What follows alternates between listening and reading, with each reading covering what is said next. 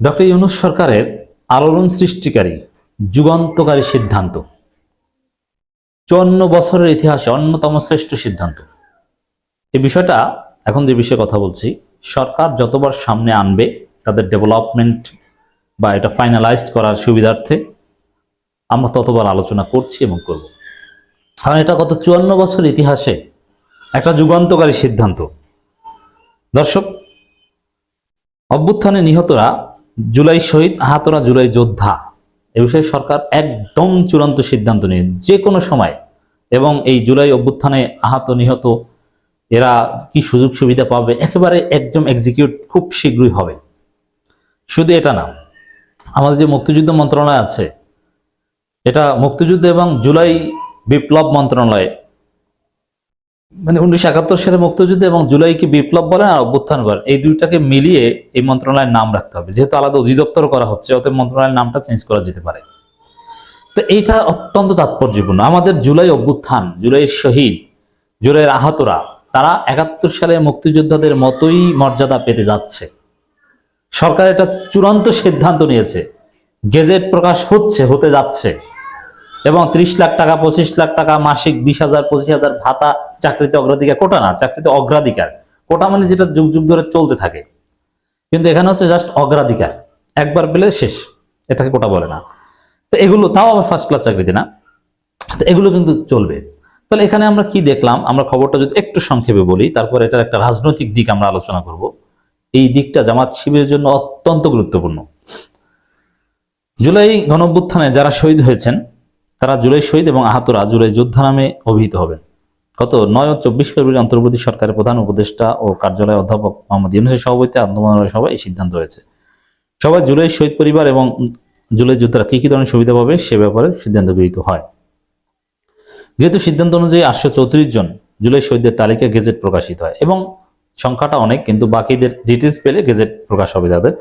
এবং এ, বি ও সি এই মোট 3টি ক্যাটাগরিতে সর্বমোট 12,049 জনকে তালিকাভুক্ত করা হয়। এর মানে সবকিছু গোছানো হচ্ছে।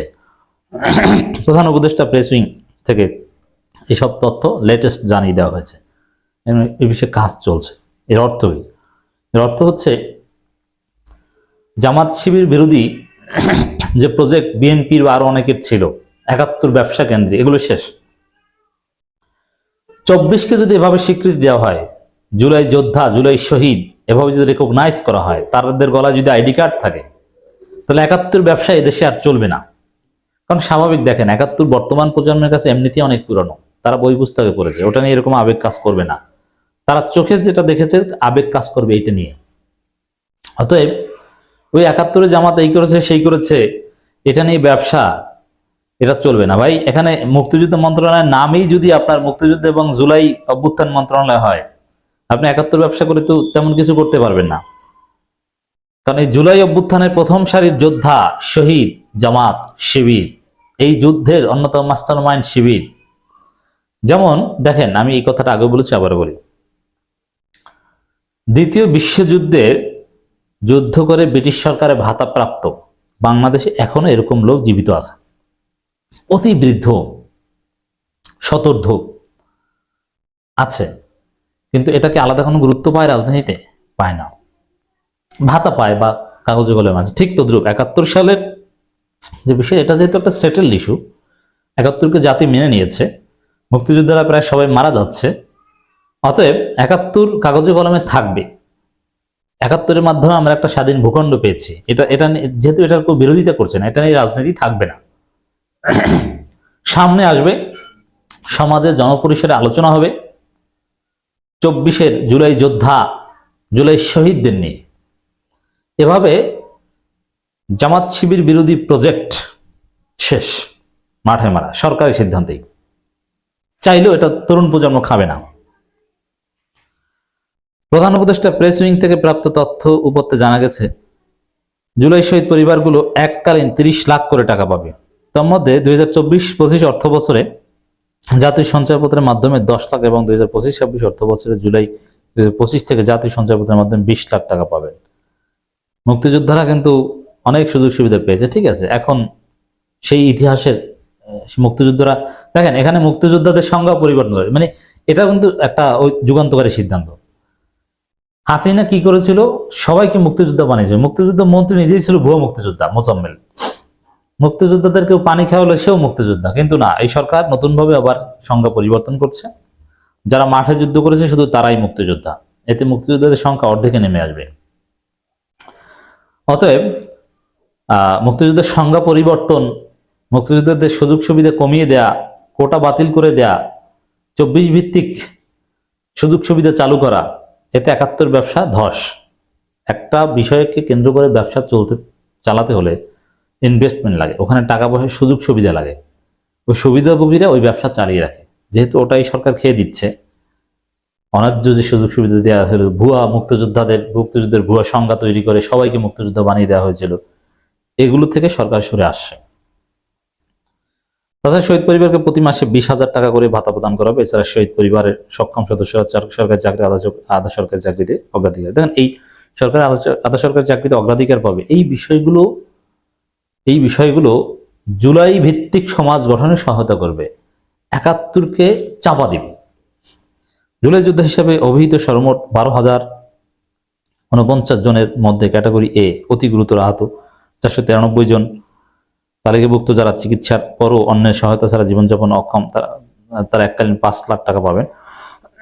2024 অর্থবছর নগদ ব্যাংক চেকের মাধ্যমে 2 লাখ টাকা এবং 2025-26 অর্থবছর নগদ ব্যাংক অ্যাকাউন্টে 3 লাখ টাকা করে পাবেন। তাদের প্রত্যেকে মাসিক 20,000 টাকা ভাতা প্রদান করা হবে। বিভিন্ন সরকারি হাসপাতালে তারা আজীবন চিকিৎসা সুবিধা পাবেন।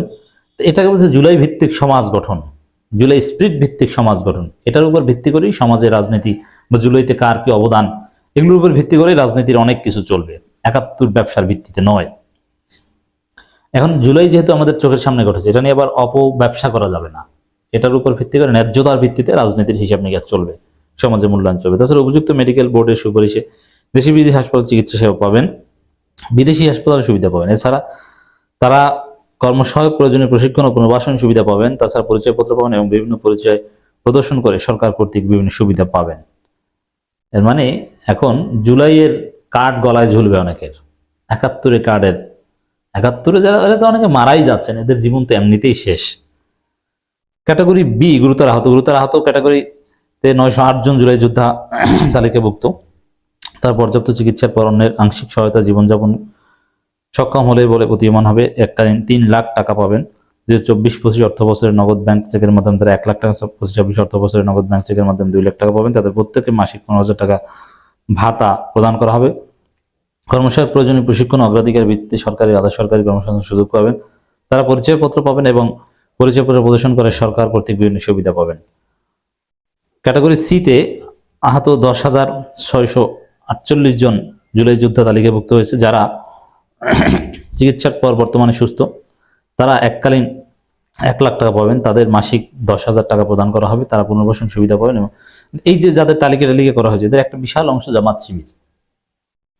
অতএব আগামী দিনের রাজনীতিতে জামাত শিবির ডমিনেট করবে। 71 দিয়ে জামাত শিবির কার্ড ডিমোরালাইজ করতে পারবেন না। আপনাদের 71 ব্যবসা শেষ। 71 ব্যবসার নতুন খোয়াব যারা দেখছেন, তারা নাকে খত দিয়ে ফিরে আসুন। এই সরকারকে স্বাগত জানাই 71 নিয়ে ব্যবসা করার রাস্তা বন্ধ করে দেওয়ার জন্য, 24কে এভাবে গুরুত্ব দেওয়ার জন্য। এখন যদি শেষ পর্যন্ত জনগণের আন্দোলন বা দাবির মুখে